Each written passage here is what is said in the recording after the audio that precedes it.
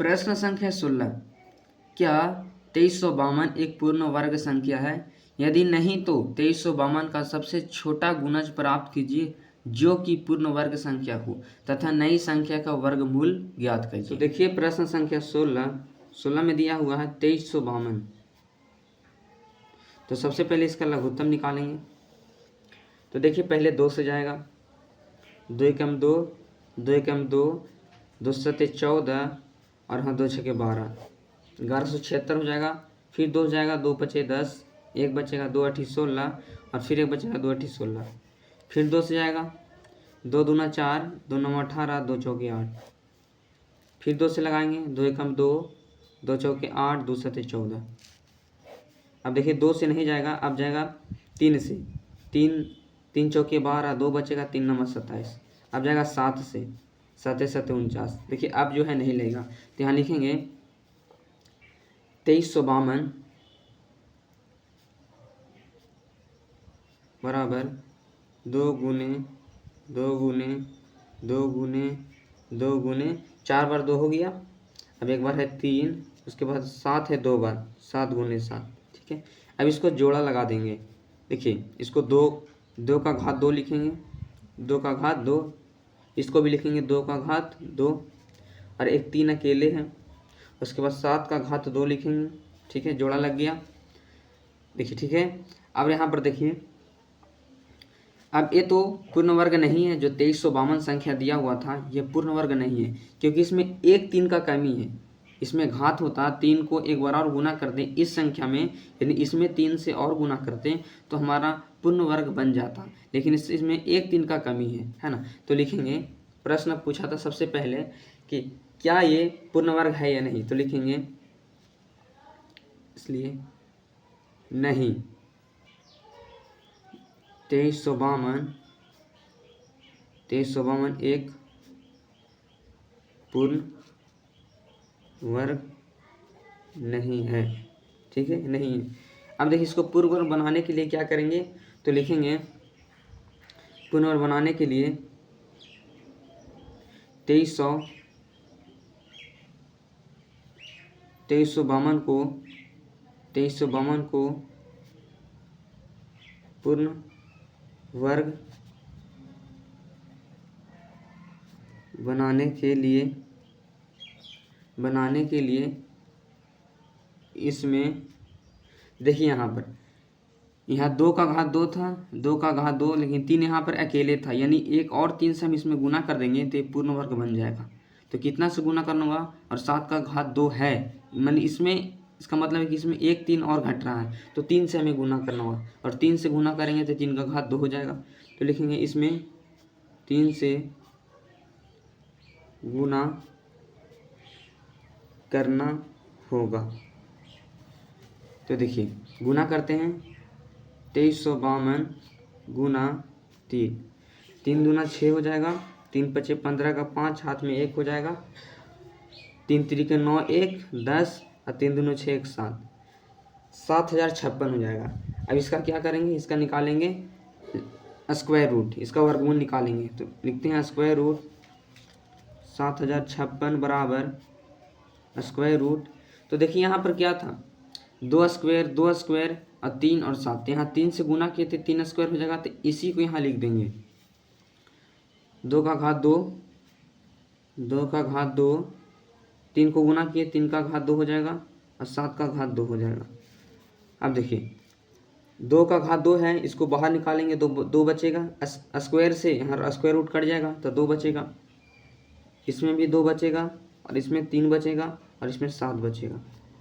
जब इसको आपस में गुना करेंगे तो हो जाएगा 2 दूनी 4, 4 थे 12 और 12 सत्ते 84, 12 सत्ते 84।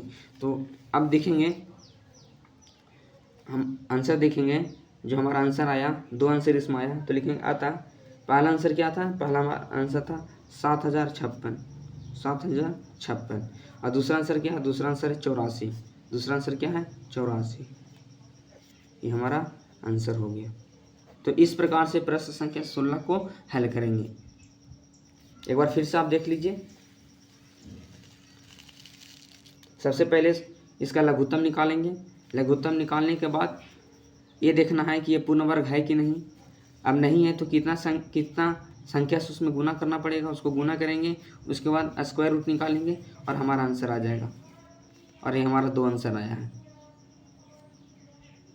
प्रश्न संख्या 17, वह छोटी से छोटी संख्या ज्ञात करें जिससे संख्या 4374 को गुना करने अथवा भाग करने पर गुणनफल अथवा भागफल एक परिपूर्ण वर्ग बन जाए। और दोनों ही स्थितियों में इस प्रकार प्राप्त परिपूर्ण वर्ग का वर्गमूल भी ज्ञात कीजिए। प्रश्न संख्या 17 में दिया हुआ है 4374। 4374 इसका निकालेंगे लघुत्तम सबसे पहले। तो देखिए 2 से जाएगा, 2 दूना 4, 2 एकम 2, 2 आठी 16 और 2 सत्ते 14, ठीक है 2187। अब देखिए 2 से नहीं जाएगा, 3 से, 3 सत्ते 21, 3 दूना 6, 3 नमा 27, फिर 3 से, 3 दूना 6, 3 चौके 12, 3 तिरिके 9, फिर देखिए 3 से जाएगा, 3 आठी 24, 3 एकम 3, फिर 3 से जाएगा, 3 दूना 6 और 3 सत्ते 21, फिर देखिए 3 से जाएगा, 3 नमा 27 और फिर एक बार 3 से 3 बार में, 3 तिरिके 9। तो देखिए इसको लिख सकते हैं 4374 को, 4374 बराबर 2 गुने 3 कितना बार है, 1 2 3 4 5 6 7 बार। तो 7 बार लिखेंगे, 1 2 3 4 5 6, 1 2 3 4 5 6 7 बार हो गया। अब देखिए इसको जोड़ा लगा देंगे, देखिए ये अकेले हैं तो 2 लिख देते हैं, इसको जोड़ा लगा देंगे तो जहाँ 3 का घात 2, इसको जोड़ा लगा देंगे 3 का घात 2 और इसको जोड़ा लगा देंगे 3 का घात 2 और ये एक अकेले बच जाएगा, ठीक है। अब देखिए इसके बाद जो है अब करेंगे, इतना हो गया। अब लिखेंगे अतः प्रश्न में क्या बोला था कि नहीं है तो इसे बनाने के लिए किस संख्या से गुना करना होगा या भाग देना होगा। तो लिखेंगे इसलिए 4374 को पूर्ण वर्ग बनाने के लिए देखिए यहाँ पर 1 2 और 1 3, यानी कि देखिए ये तीनों घात में है लेकिन ये अकेला है ना। इसका मतलब है कि ये दोनों को आपस में से गुना कर देंगे तो पूर्ण वर्ग बन जाएगा, या तो भाग दे देंगे। जब भाग देंगे 3 और 2 क्या कर जाएगा, कट जाएगा तो ये बचेगा 3, तो ये भी क्या होता है, एक परिपूर्ण वर्ग होता है। और या तो 6 से गुना कर देंगे, इसमें 6 से 3 दूना 6, तो ये भी क्या हो जाएगा, परिपूर्ण वर्ग हो जाएगा।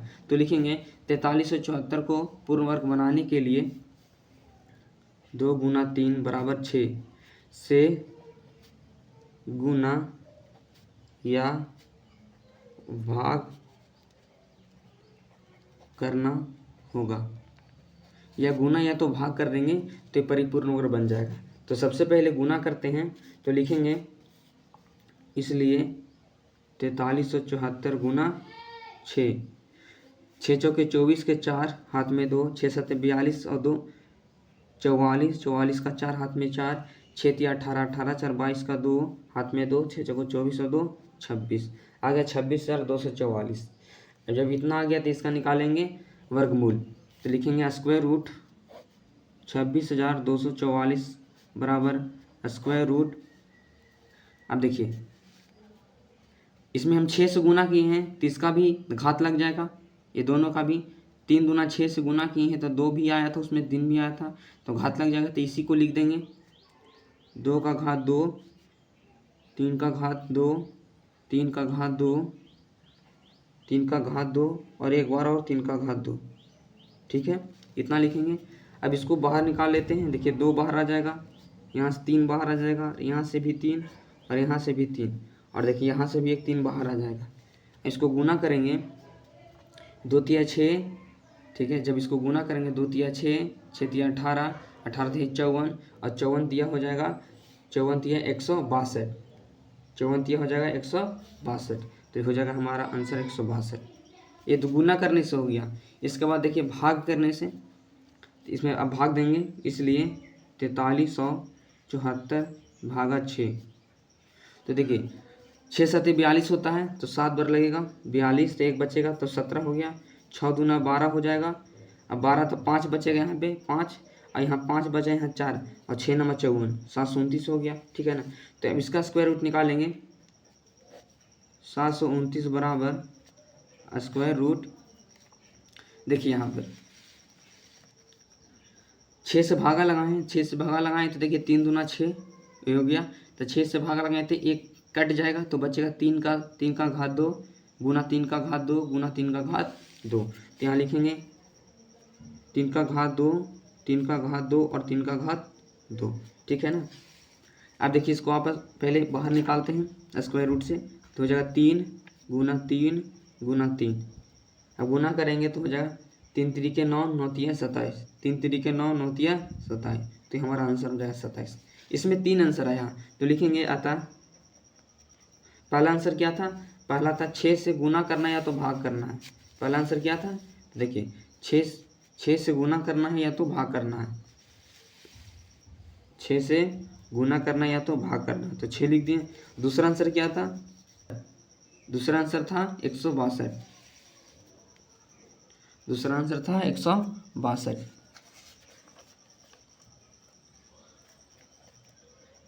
और तीसरा आंसर क्या था, तीसरा आंसर था 27।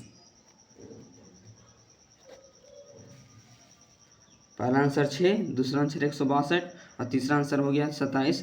तो इस प्रकार से हम प्रश्न संख्या 17 का हल करेंगे।